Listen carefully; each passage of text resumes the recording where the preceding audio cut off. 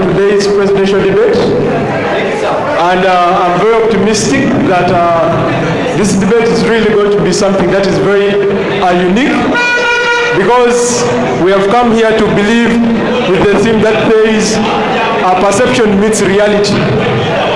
You're almost welcome for this debate today, and I want to believe that at the end of this day, we know who our right choice of leadership will be. I wish us all a very good luck.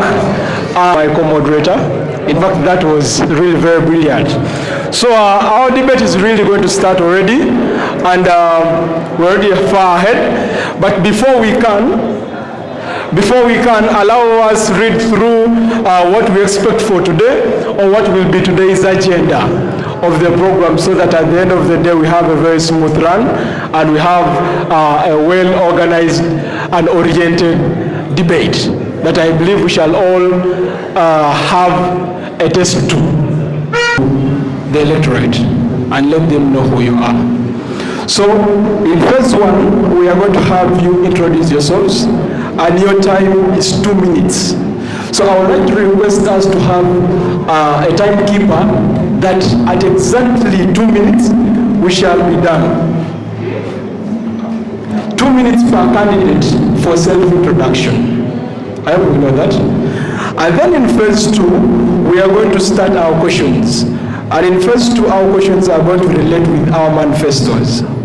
So we shall have questions in relation to manifestos. And one question is carrying 1 minute. One question per minute. Now, how are the questions going to be? There are questions that are going to be answered by all of us, and there are questions that are going to be answered on an individual basis. That's why we had a shuffle of our choice downstairs. So we have our questions ready, and they have been coded to the choices that we had. And then in phase 3, we are going to ask questions in relation to our logic. So we shall have logical questions. And then in phase 4, we shall have a cross-examination. How will I say this? We are going to give chance to the audience to at least give each one of us a question. And we shall have cross-examination carrying 10 minutes at least. I hope we are okay with that. So straight away, let us start with phase 1, and therefore allow me, in our order that we had chosen, start with letter A, and that is Azaria Kigel. So you can go to the... I recognize the presence of the Electoral Commission in our midst, our panelists, our dear ministers, the funds for different presidential candidates in their order. I will come into this debate today. I would love it should be a debate of impact, a debate that teaches us, that makes us make decisive decisions. And therefore, my name is Kigel Azaria, an aspiring Gale President at Ernest University. I am in year 3.1, pursuing diploma in medical radiography.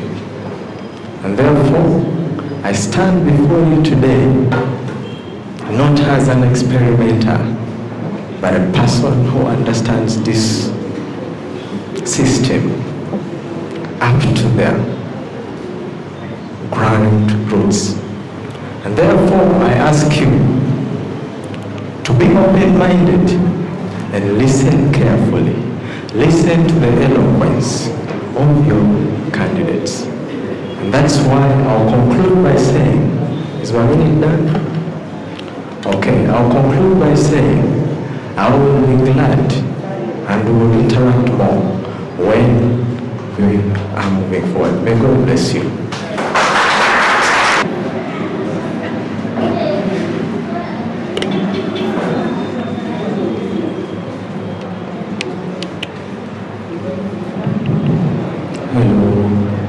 Yes, good afternoon, fellow students, respected panelists, and fellow candidates My name is Malava David Ngwabe, a student at Ernest University, pursuing a bachelor's degree in medical imaging year 2. I stand before you today as a person who has suffered these things, the different challenges we have in the institution, as a person who has refused to sit back and see the different things occurring.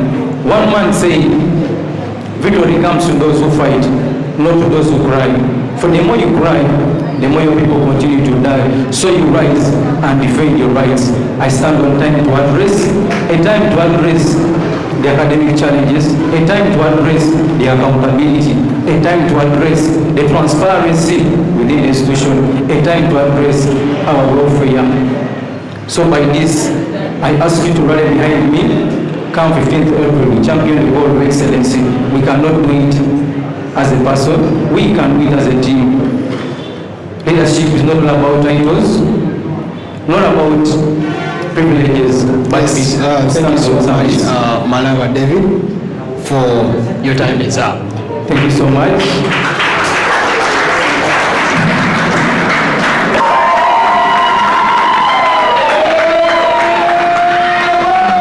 Thank you, Mr. Moderator. Thank you, Mr. Moderator. I am a statist with sad news. I remember way back in 2024, I lost a colleague and a classmate, that was Kirabo Margaret. And after a period of 1 year, we lost our Babidia Christine. So please join me and we have a moment of silence. May their souls rest in eternal peace. Well, good afternoon, ladies and gentlemen.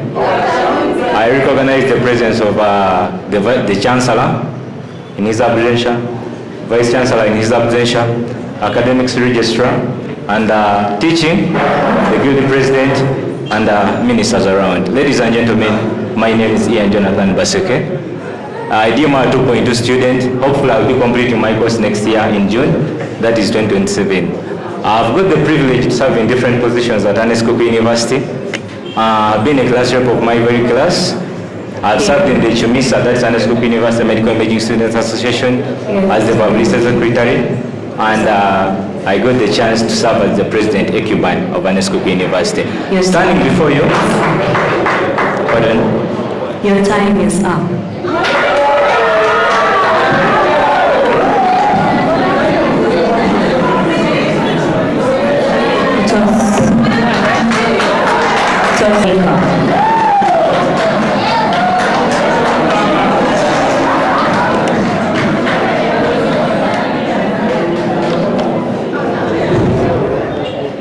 Good afternoon to all of you here. My name is Nagombe Joan Veronica, a third-year biomedical engineering student at Ernest University, and a presidential aspirant here. Kindly asking you to support Joanne for Guild Presidency. As the slogan goes, bridging vessel, so I'm here to build a bridge, not walls. Thank you so much. I'm going to follow the order for this particular question, the order to which you introduced yourself. I hope you still remember. And the question goes, if you are sworn in, what is the one specific tangible change students will see on campus by your 100-day sprint? Do I need to repeat myself? Yes. Azaria says I don't need to repeat myself. You have, and it starts now. Okay. 100 days is too much for me. I need just a few days to make change.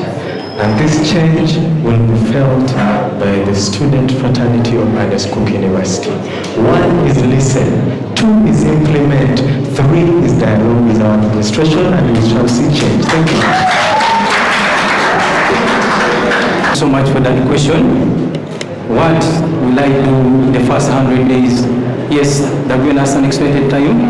We shall have the students taking part in decision making. That is 1. 2, we shall advocate for facilitation for the different individuals in their clinical years. Practically, we can take this, we pay functional fee, we can get 50,000 from each functional fee. We around 3,000 students, that is a total of 150 million, and we can acquire a bus or a coaster for facilitation for our people in the clinical years. Thank you so much. I think you've heard the question very well, but for the 100 days at Ernest University as the Guilty President, students will be allowed to sit for exams on a 75%.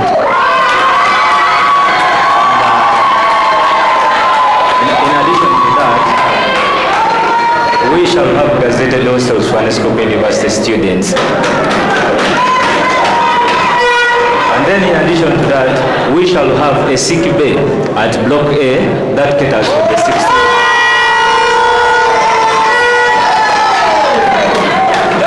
And then lastly, we shall have the accountability for TLDs, that's the translucent initiators for excellent students. Thank you so much.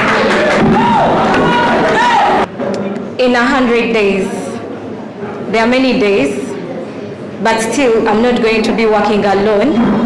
I will be working with the administration. So something I have control with is uniting the students. As my slogan goes, I'm the bridging vessel. I'm looking forward to having all faculties in this institute united because I believe there is space out of Ernest University. You're reaching a hospital and you're asked to recommend a biomedical engineer and yet you do not have one. That is something I want to erase. I need us united. Thank you so much. Thank you so much, Veronica. 4 years from now, when we look back at your term, what is the single word you want students to associate with your presidency? Thank you so much. That's a beautiful question. I want to see ladies coming up and competing in this presidency because we can. At your term, what is the single word you want students to associate with your presidency? Single word. Thank you for that question. 4 years from now, I'd love students to acknowledge me for allowing them to go to Mulago National Referral to practice from there. And in addition to that, practical. There is often a gap between administration and the student's body. How will you represent a student's preference to the Vice Chancellor when you know the administration is strictly against it?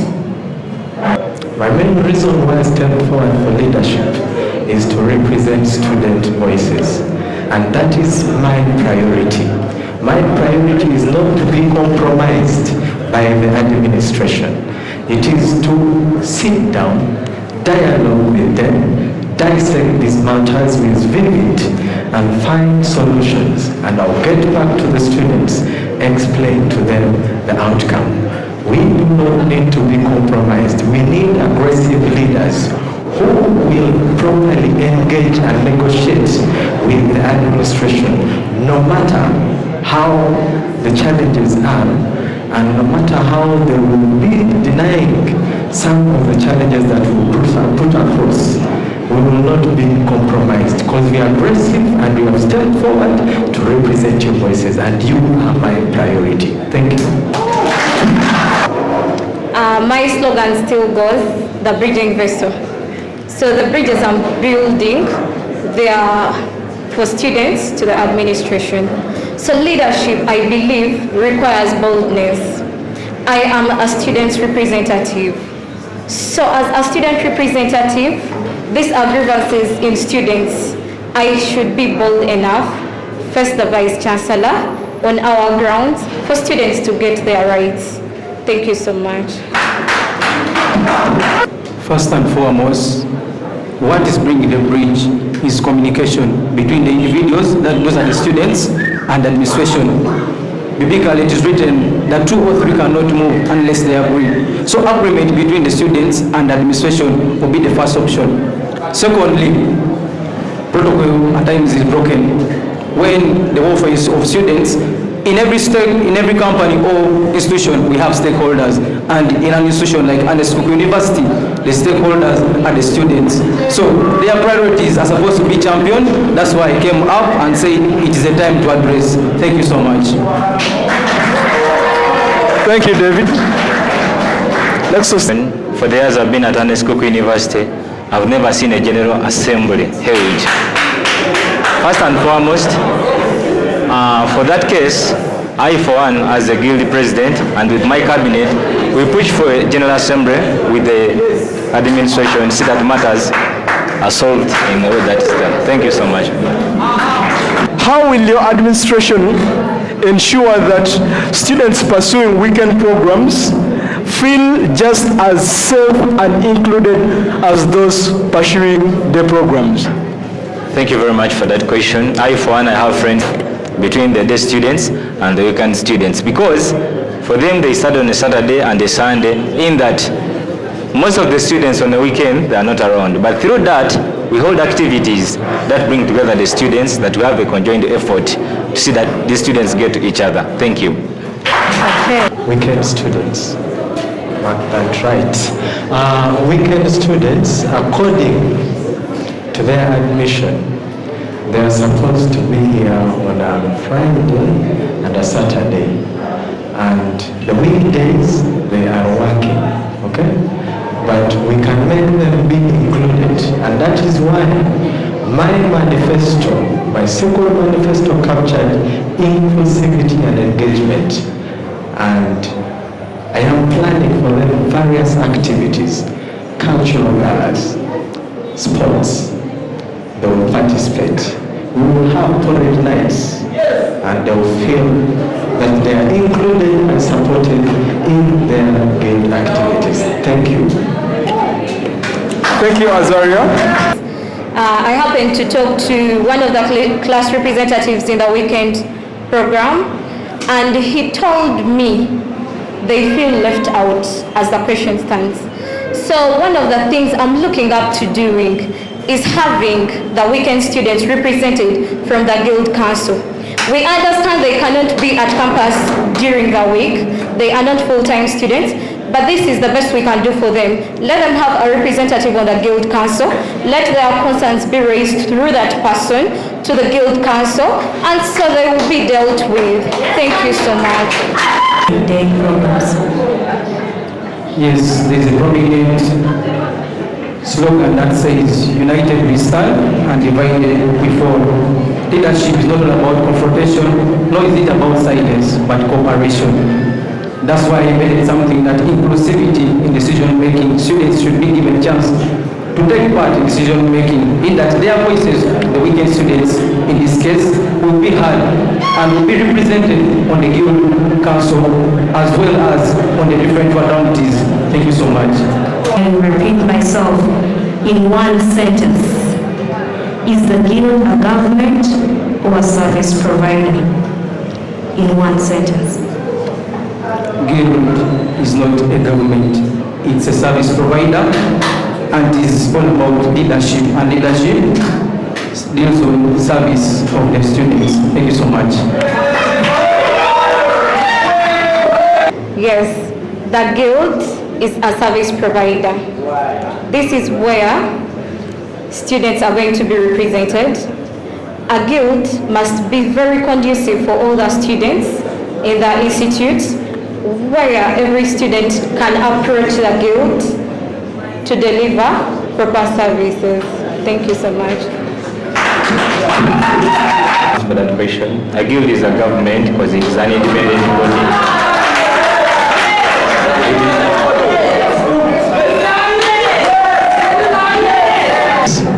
Is the guild a government or a service provider? The guild is a government.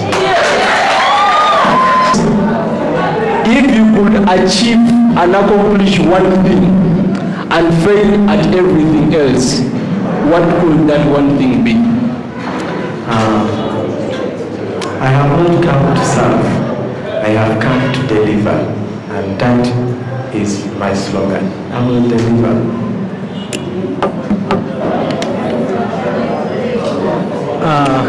Okay. That one thing is delivery. Okay, I think That one thing that I would accomplish is the accountability for the money we pay, because it is a big amount. Thank you. According to one of the school core values, where we have result orientation, I am not failing on that. We need to reduce the numbers of students who are getting retakes in this institute. Wow. If the guild fee cannot reduce, then how am I going to work with my academic minister, the one who will be elected, with the class representatives, to have students get good grades and we minimize the number of retakes? Thank you so much. Okay, thank you so much for that question. It is stated, one bird in hand is better than 1,000 in the forest.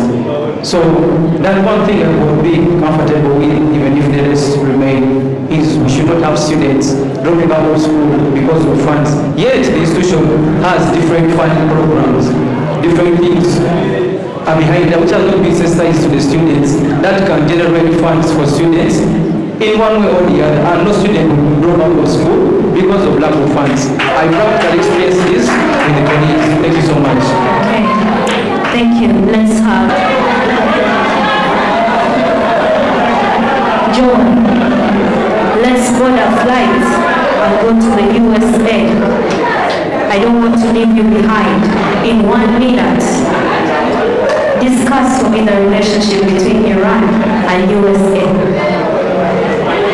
Okay, thank you. Thank you so much. That is really a tough question for me, I admit, but no.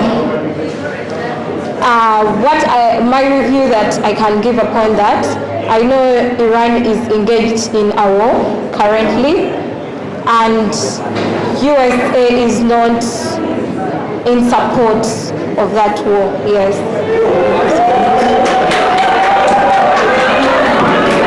Thank you so very much, Veronica. In 1 minute, discuss for us the current relationship between Iran and USA. Almost Iran and US are business partners.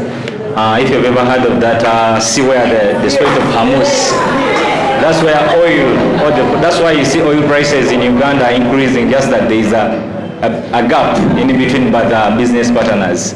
Thank you so much.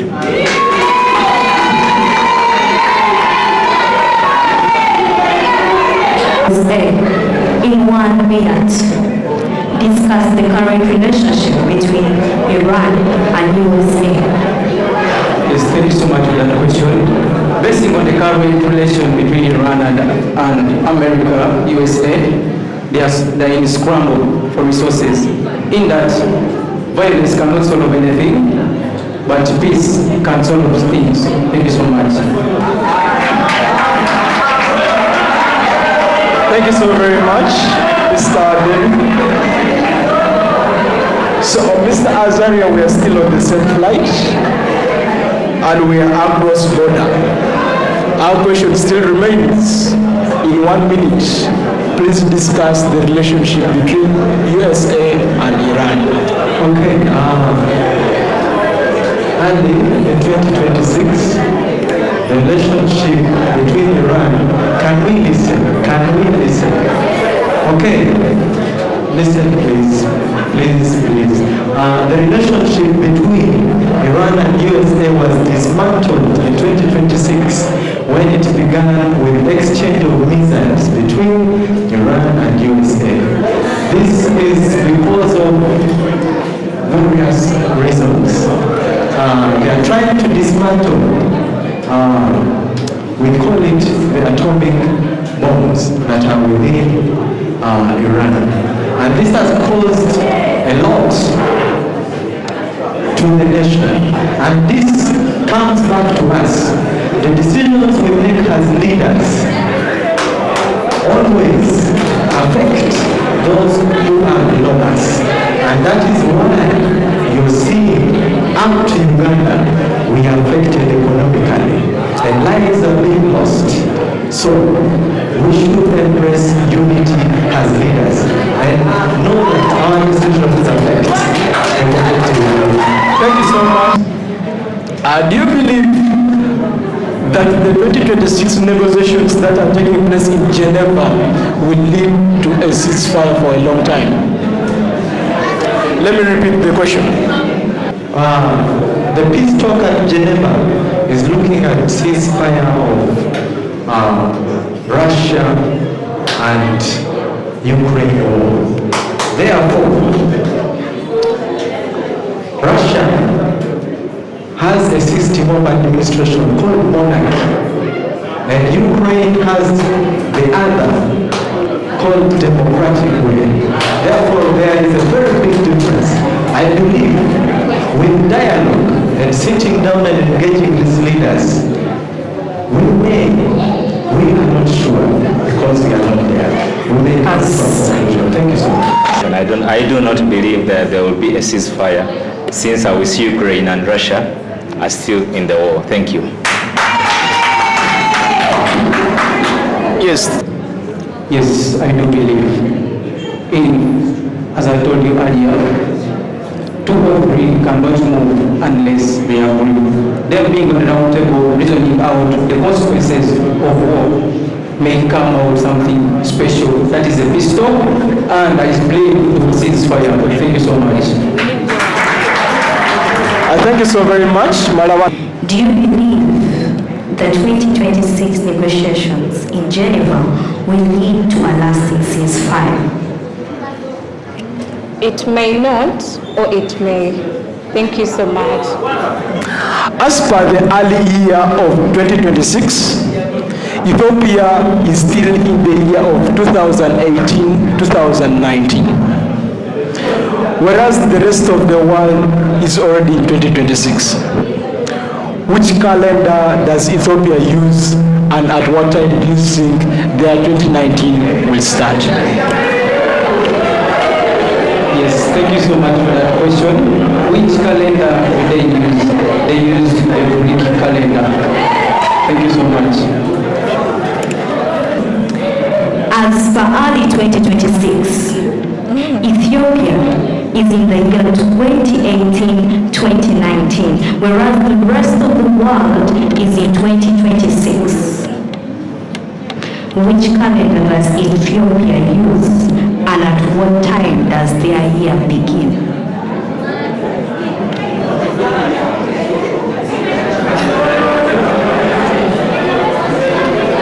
Thank you so much. Thank you so much. I am not in the know. As per the early year of 2026, Ethiopia was still in the year 2018-2019, and yet the rest of the world is already in 2026. So what kind of calendar do you think they are using, and decides when is the next year beginning? They use a Gregorian calendar.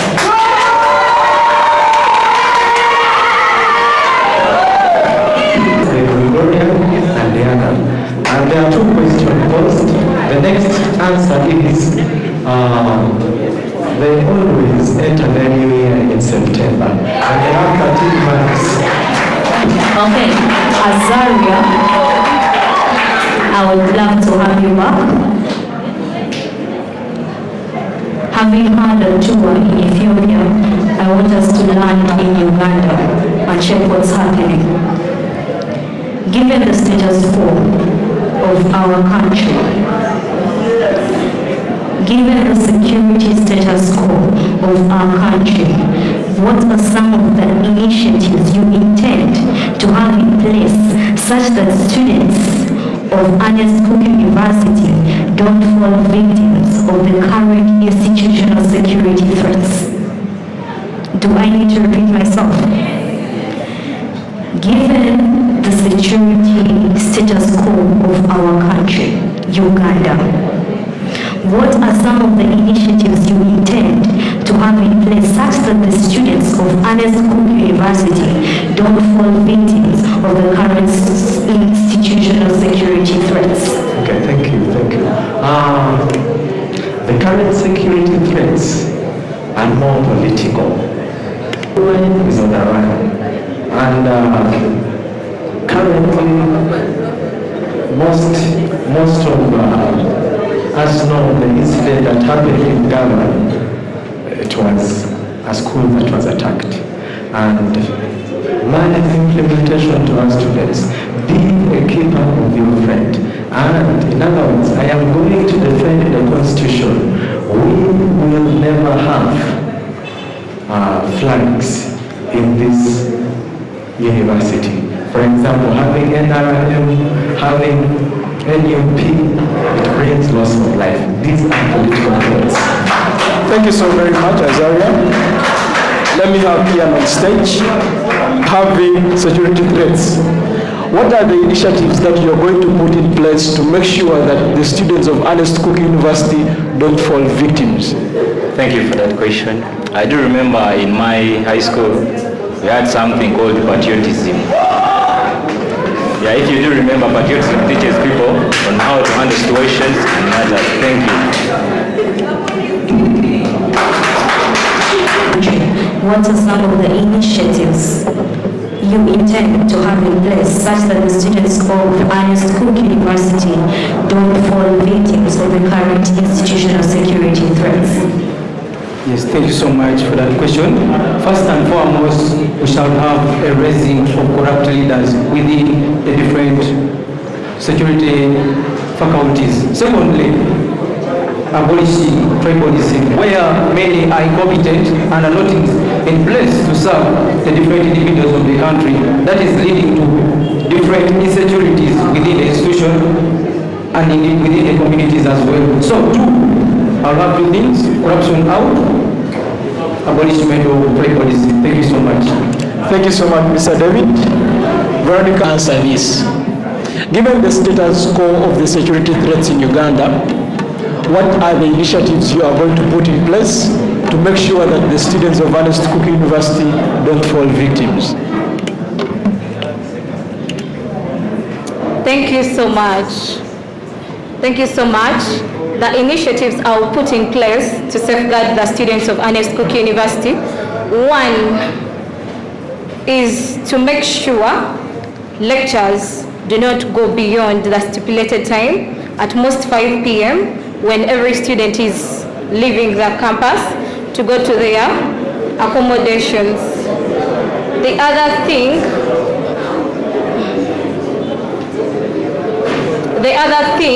is not to encourage students involve themselves in politics outside campus, where they will have to choose parties just for their protection right now, because we have seen things happen. People have been taken and we do not know where they are right now. So it is to talk to the students to keep far away from those politics, and then to have the students move on time from campus. Thank you.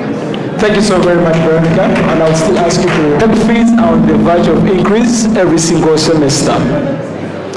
The university has a strategy why they are increasing. So the question is, how in your capacity will you make sure you stop the increment, or even better still, reduce on what has already been increased?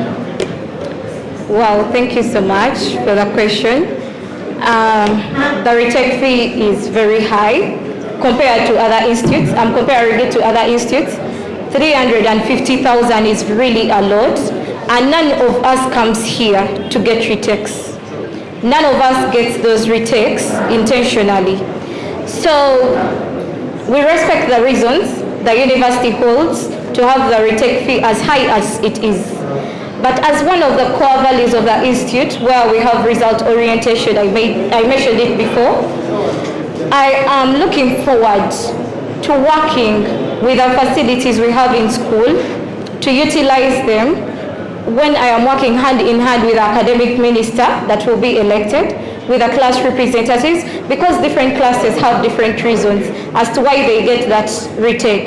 So we will work in touch to use the facilities like the screens here to have videos playing, anatomical videos, and really a lot, and make sure it is not increased anymore. Yes, thank you so much. Thank you. Thank you, Ms. Veronica. welcome back from an additional fee is put in place mid-sem. Are you with me? And the students are angry. Walk us through a step-by-step first 72 hours as guild president. Thank you very much for that question. First and foremost, I'm a guild president in that space, and I have cabinet ministers. We write a letter through the dean of through the patron guild, to the dean of students, and to the administration. In that, you can hold a meeting with the students before pushing the matters to the administration. Thank you.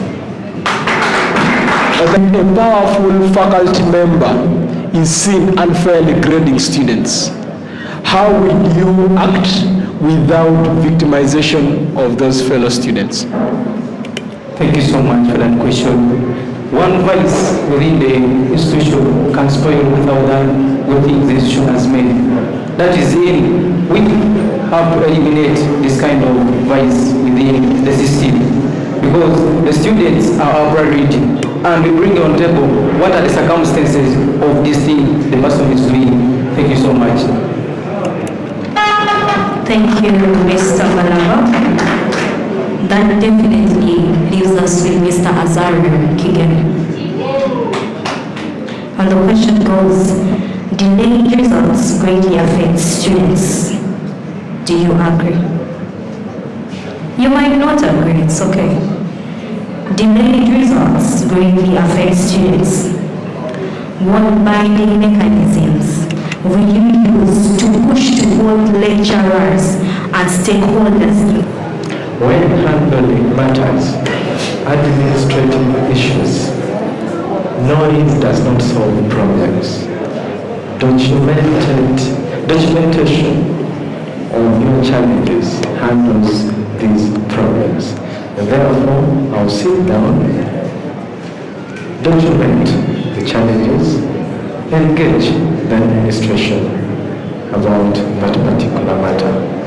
And with this, it will be solved easily. Thank you. Thank you so very much, Mr. Azaria, and I'll still ask you to be on the podium as our questions continue. So still, in accordance to the letter you chose, another question reads, take us through the structural changes you will implement to support student welfare, since mental health is an all-time low and beyond awareness concern. I beg to repeat. Take us through the structural changes you will implement to support students' well-being, since mental health is an all-time beyond awareness concern.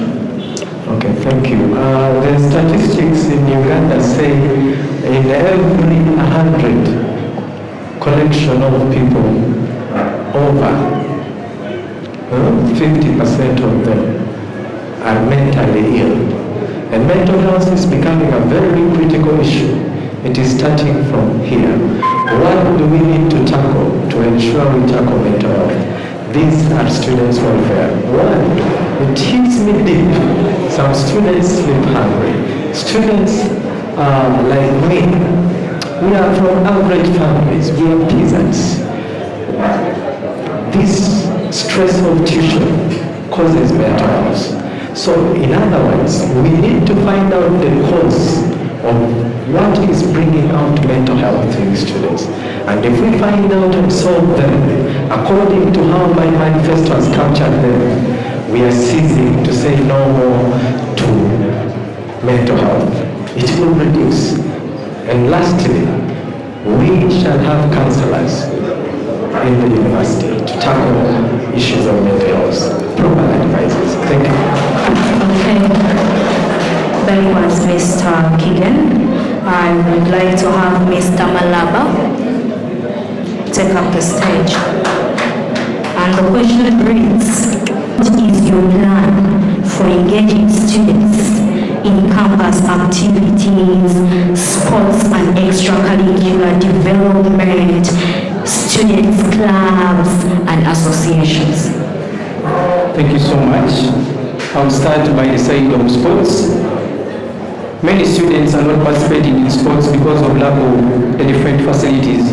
A case in point, we do not have a pitch around, yet we can opt for hiring one where students can participate in the different activities, be it sports, be it the different activities. Secondly, we can have organization of the different cultural events. We have different clubs, that is an example of Zambogo, and among others. We can have affiliation with these clubs where individuals can take part and benefit from this. Thirdly, we can sensitize them and say, in case you perform to this expected, in that you're a champion within the sports side, you can be given sponsorship, that you can have free education as you are participating in sports, because many universities are doing it. Who are we not to do it? Thank you so much. Thank you so very much, Mr. Ngware. And allow me to call on Mr. Ian, since you're already up. And in line with the letter you chose, my question reads, any plans to enhance university communications? How? Thank you, sir. Brother, you have only 60 seconds.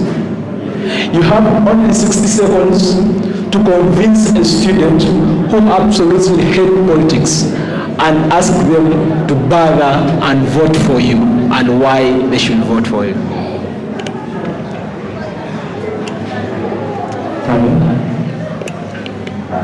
My question says, you have only 60 seconds to convince a student who hates politics, and then you have to ask them to bother and come vote for you and why you.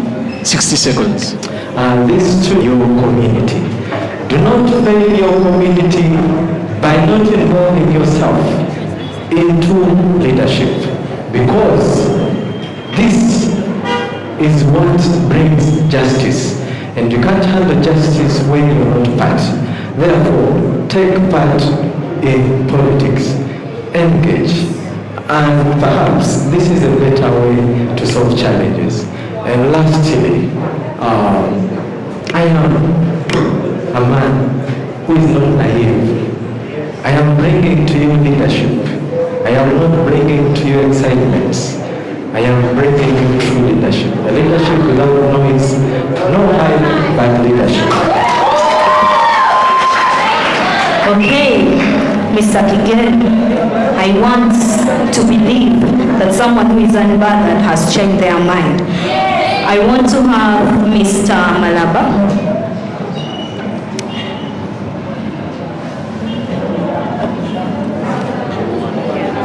Do you agree that student leaders lie to us sometimes? Yes. What is the biggest lie student leaders tell us, the voters? Promising heaven and they deliver earth.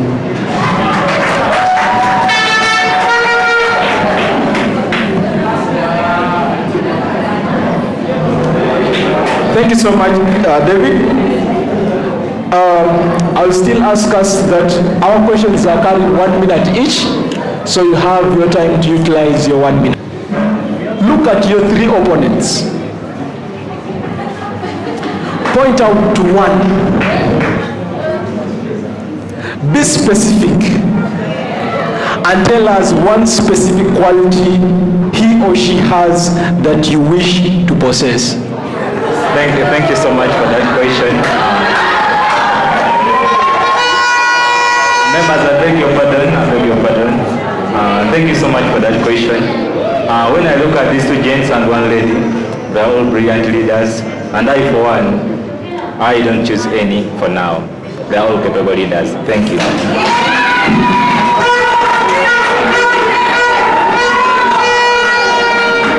Indian.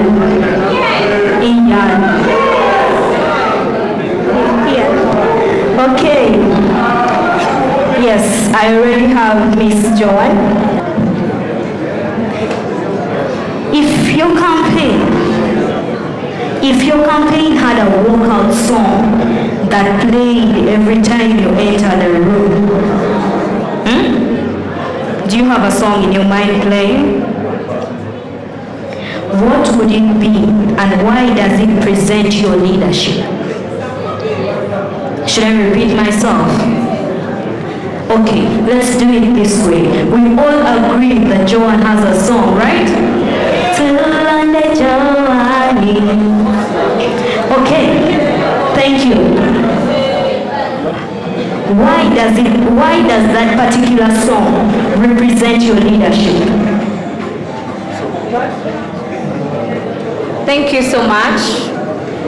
Why I, in the first place, got a song for my campaigns is because before, when I joined Ernest University, politics was so boring. So we needed something. You asked my opponent, Azaria, that in 1 second to convince someone who is not interested. Many people were not interested in politics. Even up to now, they do not want to listen to what I have to say to them, but what they want is what you're presenting to them. So this was to pull up those who felt like politics at Ernest University is nothing, is not interesting for them. So it was something to push for more people to come and support this politics. Thank you so much. Thank you so very much, Your Excellency. Tell us about a time you did a project that failed. What did you learn? And how will that experience prevent similar failure in the guild? Tell us a time you did a project and you failed. What did you learn? And how will that experience prevent similar failure in the guild? Yes, thank you so much. We are not susceptible to failure. It is time that beats us up. We may promise things and time catches up with us. And I'm not here to fail, nor is the entire institution here to fail. Thank you so much.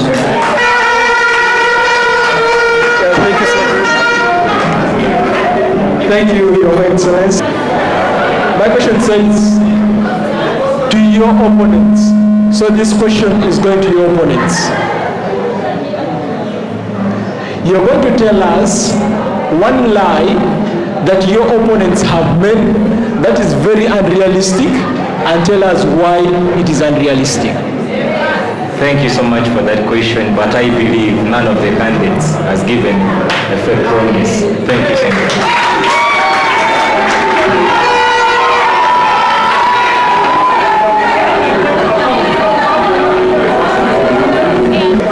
Okay, Miss Joanne. What is that one thing that you've promised us and you know it's a lie? And by the way, we've noticed some of you are lying to us now. And it's not a good sign that you're lying to us. So, Miss Joan, what is that one promise, big promise you've made to us, and it's a lie? You will know that it's not realistic, and why did you have to include it? Thank you so much. In my manifesto, everything I have is in favor of the students. So whatever will fail, it will not be in my making. But we all accept that I will have to work with the institute. The institute, we all know that is a growing university. So if some things cannot be put in place in my leadership, but they will be advocated for, they will be in the school's consideration. So we know with time, they will be put up. Thank you so much. Okay. My question goes to presidential candidate, Mr. Malabadevi. In only one word, explain to us, the students, your role of leadership. Thank you.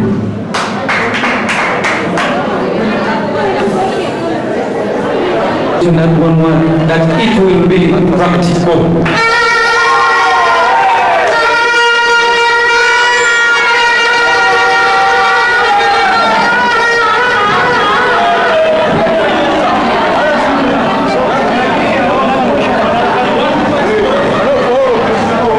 have a question to Azaria. Since we know that you are in this current regime and you are the General Secretary, so, and you are convincing us to vote you as the next Guild President. So my question to you is, you have seen the current Guild leadership organize several activities, but fail to provide any proper accountability of financial reports to students. How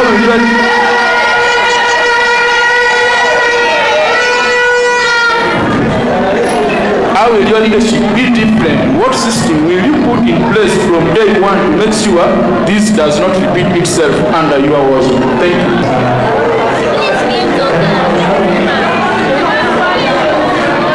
Attention, guys, attention. Let's calm down, okay? Let's listen to candidate Azaria. Okay, thank you for the attention. I've heard your question. It's about accountability and transparency. Okay, now, I want to inform you that according to the Constitution, I've been in the current guild working as a General Secretary. And each position has roles. And according to the last article, it says, at every regime, not everyone receives accountability from the guild.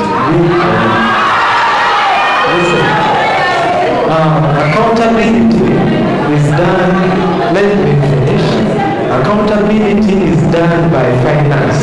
At every end of the year, we have the platform to audit the current guild. You have the platform to audit. It is not from nowhere you come and ambush me that please give me accountability on this activity. So please be informed about this. That is according to the Constitution.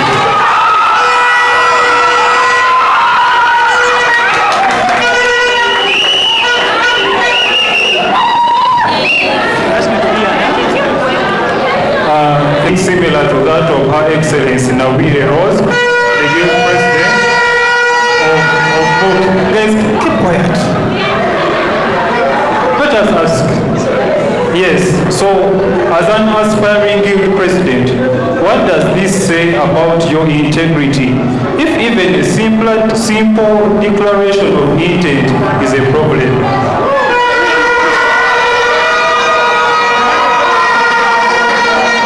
In the first place, to attract your attention, that you're wrong, but if you take a look, I have two declaration of intent, I have two of them. I think you're having an old one. Right here, friend, and right here.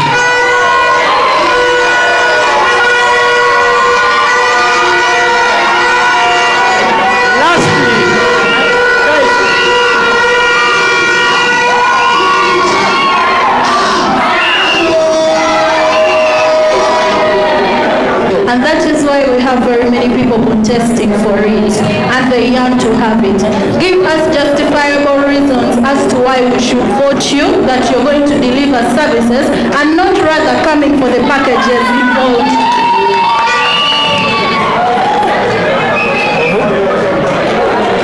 Was given to me was, how do you prove that I've not come for the package that comes along with a guild's office? Thank you so much for that question. I would like to inform you that... Okay, thank you. I've thought of what I was going to answer. Yeah, so thank you. I am not looking at the packages that come along with our guild's office, but what I am looking at were my disappointments on joining Ernest University, where I found the students' welfare way below than even those in high school, where we do not have a sick bay, we do not have a dining space, we do not have clubs very active. So these are my push factors. I am not looking at the privileges that come with the office. Thank you so much. Fellow Ugandans, the Uganda Communication Commission would like to address you regarding the responsible use of communication platforms in light of the recent developments. We are aware of the Constitutional Court decision that annulled certain provisions of the Computer Misuse Amendment Act 2022. Following this ruling, there have been reports of increased misuse of social media and other digital platforms. Some users appear to have been misled into believing that there is currently no other law governing the use of computer systems in Uganda. We wish, therefore, to clarify that this is not the case. While the court annulled specific sections of the law, such as those relating to unauthorized access, hate speech, unsolicited and malicious information, and misuse of social media, many other provisions of the Computer Misuse Act remain fully in force. As a matter of emphasis, we would like to emphasize that the annulment of those said sections of the Computer Misuse Amendment Act 2022 obviously does not sanction or condone such behavior or misuse of computer platforms. Hate speech, unsolicited and malicious information, misuse of social media is still morally, ethically, and legally unacceptable behavior that can be prosecuted under other existing laws on cyber harassment, cyber stalking, electronic fraud, and other such related laws. Similarly, although certain provisions on libel under the Penal Code were annulled, the rest of the Penal Code Act remains applicable. In addition, other laws, including the Uganda Communications Act, the Data Protection and Privacy Act, and the Children's Act, continue to regulate the use of communication platforms and protect the rights of individuals. We therefore urge all users to exercise responsibility in their use of digital platforms. Let us use technology to advance our socio-economic well-being and not to harm others, violate their rights, or undermine peace and security of our country. We also encourage the public to report any misuse of communication platforms to the Uganda Communications Commission or the Uganda Police Force. Let us all play our part in ensuring a safe, respectful, and secure digital environment for everybody. I thank you.